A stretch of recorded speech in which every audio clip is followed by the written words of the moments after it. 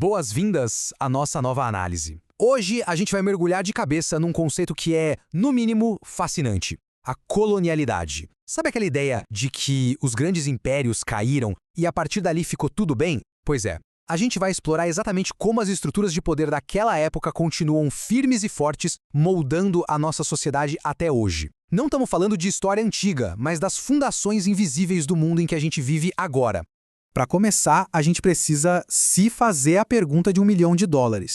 Quando o colonialismo oficialmente termina, os efeitos dele simplesmente desaparecem? A resposta curta, claro que não.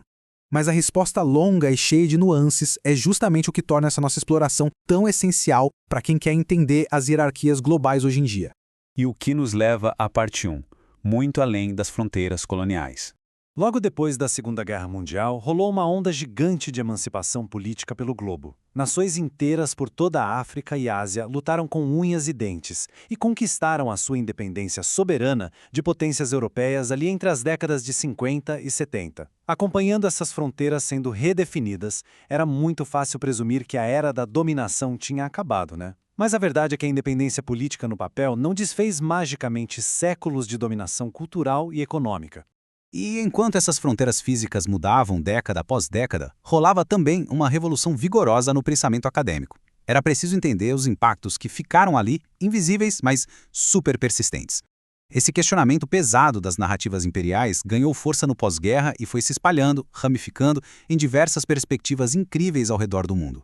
Entrando agora na parte 2, o impacto psíquico e moral. Explorando esse primeiro grande paradigma, a gente vê que os teóricos pós-coloniais foram fundo no dano moral absurdo que esses sistemas causaram. Lá em 1950, o poeta e político martinicano Aimé Césaire publicou o Discurso sobre o Colonialismo. E ele traz um conceito fortíssimo, o de que o colonialismo é, por natureza, coisificador. O que ele quer dizer? Que o sistema simplesmente não tem como ser benigno, porque a própria engrenagem dele reduz seres humanos a meros objetos de exploração, desumanizando literalmente todo mundo que está envolvido no processo. E isso ilustra de forma brilhante a dupla destruição que o Césaire identificou. De um lado, você tem a opressão brutal das populações colonizadas, que perdem a própria humanidade aos olhos do sistema. Mas do outro lado, ele aponta para a degradação moral absoluta do próprio colonizador. Porque, pensa bem, para exercer tamanha violência, justificando isso com ideais de civilização, o colonizador desperta para a cobiça e para o ódio racial, perdendo completamente a própria bússola moral. Essa análise toda leva a um argumento de arrepiar, que muitas vezes é chamado de efeito bumerangue. Segundo Césaire, a violência extrema do nazismo na Europa não caiu do céu. Foi, na verdade, a aplicação no continente europeu das técnicas de poder, de genocídio e de exploração que já vinham sendo legitimadas e praticadas há séculos contra indígenas, africanos e povos colonizados em outros continentes. Ou seja, o horror basicamente voltou para casa. Expandindo essas ideias para o campo da mente humana em 1952, a gente encontra o Frantz Fanon, psiquiatra e, por acaso, aluno do Césaire. O Fanon detalha como indivíduos colonizados são forçados a internalizar subjetivamente uma hierarquia racial toda distorcida. A isso ele deu o nome de epidermização da inferioridade. É um processo muito cruel, onde o oprimido incorpora a visão de mundo do opressor, aceitando identidades fixas que colocam brancos como superiores e negros como inferiores. E olha, essas feridas continuam bem abertas e super relevantes hoje, como a gente pode ver em várias adaptações teatrais modernas da obra magna do Fanon, o livro Pele Negra, Máscaras Brancas. A imposição dessa máscara branca obriga a pessoa a negar a sua identidade negra, criando um trauma psicológico gigantesco. É uma violência invisível que estrutura o sofrimento psíquico de muita gente hoje, exigindo que eles neguem quem são para serem aceitos em espaços institucionais. Vamos agora para a parte 3. A invenção do Oriente.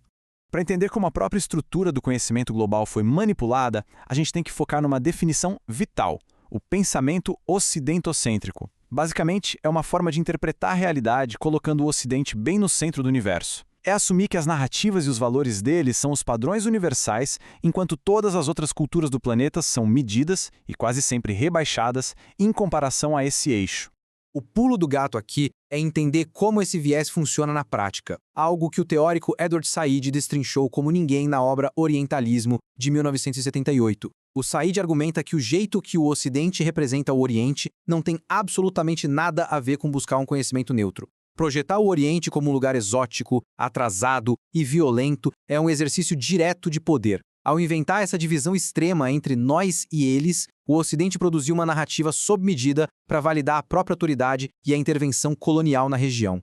Para ver o peso disso no mundo real, basta lembrar do atentado em Oklahoma City, nos Estados Unidos, em abril de 1995. 168 pessoas perderam a vida. A imprensa ocidental, na mesma hora e sem prova nenhuma, jogou a culpa em quem? Em muçulmanos e árabes. Foi só depois, quando a investigação avançou, que eles descobriram que o verdadeiro culpado era, na verdade, um cidadão estadunidense. Esse evento é um exemplo trágico e perfeito dos efeitos de espalhar continuamente essa ideia fanática e engessada do Oriente no nosso imaginário.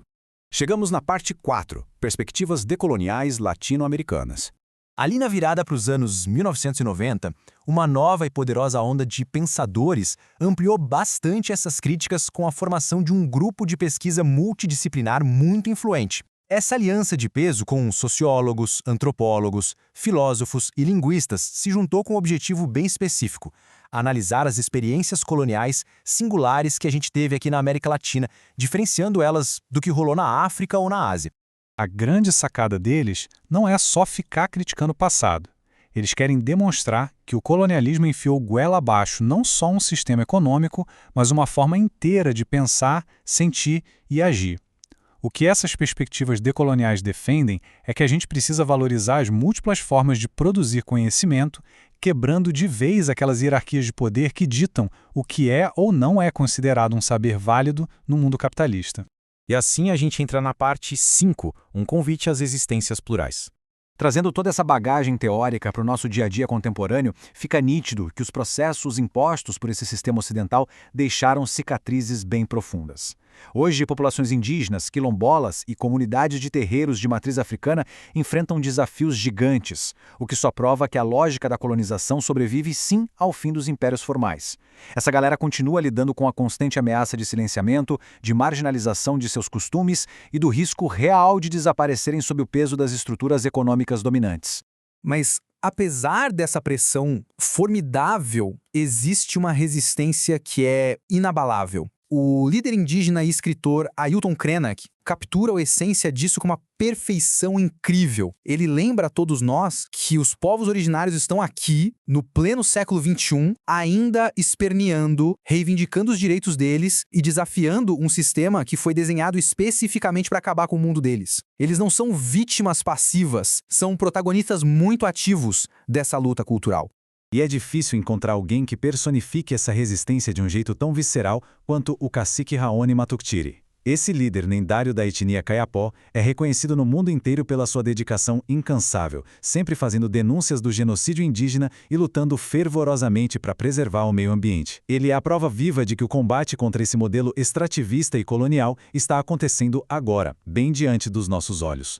Quando a gente para observar os saberes de verdade dessas comunidades, a gente aprende algo inestimável. Fortemente baseados na ancestralidade, no respeito à diversidade e numa interconexão profunda com a natureza, esses grupos não estão apenas sobrevivendo, eles estão esfregando na nossa cara que a visão de mundo ocidental moderna não é a única que existe. Existem sim formas alternativas e superequilibradas de habitar esse planeta, e reconhecer essa pluralidade é a verdadeira essência da crítica à colonialidade. O que nos deixa com um pensamento final para martelar na cabeça. A partir do momento em que a gente entende que essas velhas formas imperiais ainda mascaram e silenciam a sabedoria de inúmeras culturas em prol de uma visão eurocêntrica, surge uma pergunta que não quer calar.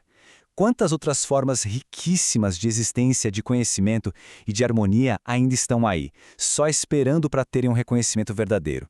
É uma reflexão muito válida se a gente quiser enxergar a humanidade em toda a sua vibrante pluralidade.